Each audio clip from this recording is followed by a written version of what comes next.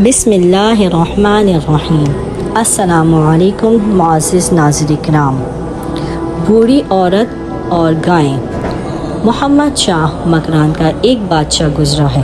ایک مرتبہ وہ اپنے ساتھیوں کے ساتھ شکار کو نکلا۔ بادشاہ سلامت شکار کر رہے تھے، سپاہیوں کے ہاتھ ایک بوڑھی عورت کی گائے آ گئی۔ انہوں نے اسے ذبح کر کے اس کا گوشت بھون کر کھا لیا۔ بڑھیا نے جب دیکھا تو کہنے لگی کہ مجھے اس کے بدلے پیسے دے دو۔ انہوں نے پیسے دینے سے انکار کر دیا۔ اب وہ بڑی پریشان ہوئی۔ اس نے کسی عالم کو بتایا کہ میرا تو روزی کا دارومدار اسی گائے پر تھا، یہ سپاہی اس کو بھی کھا گئے ہیں اور اب پیسے بھی نہیں دیتے، اب میں کیا کروں؟ انہوں نے کہا کہ بادشاہ نیک آدمی ہے، لہٰذا تم سیدھی جا کر بادشاہ سے بات کرو۔ اس نے کہا کہ مجھے تو سپاہی اس کے پاس تک بھی نہیں جانے دے رہے۔ تو عالم نے کہا کہ میں تمہیں ایک طریقہ بتاتا ہوں کہ بادشاہ کو پرسوں اپنے گھر جانا ہے۔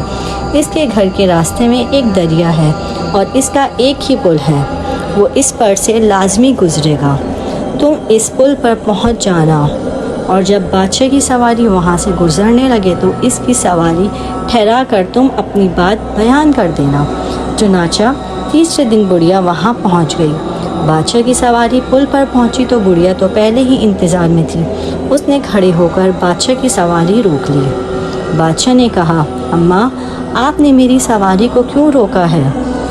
بڑھیا کہنے لگی، محمد شاہ میرا اور تیرا ایک معاملہ ہے، اتنا پوچھتی ہوں کہ تو وہ معاملہ اس پل پر حل کرنا چاہتا ہے یا قیامت کے دن پل صراط پر حل کرنا چاہتا ہے؟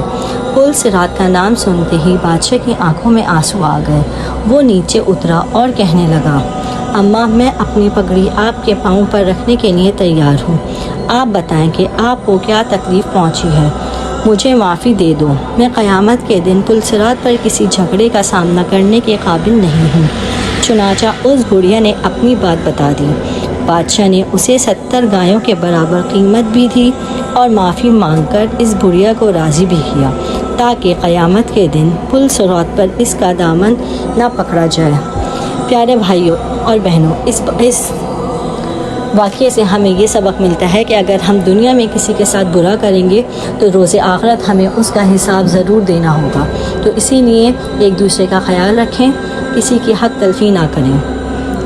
امید ہے کہ آپ کو یہ اسٹوری پسند آئی ہوگی۔ اگلی اسٹوری کے لیے اس چینل کو لائک اور سبسکرائب کیجیے۔ تب اپنا خیال رکھیے گا۔ اللہ حافظ۔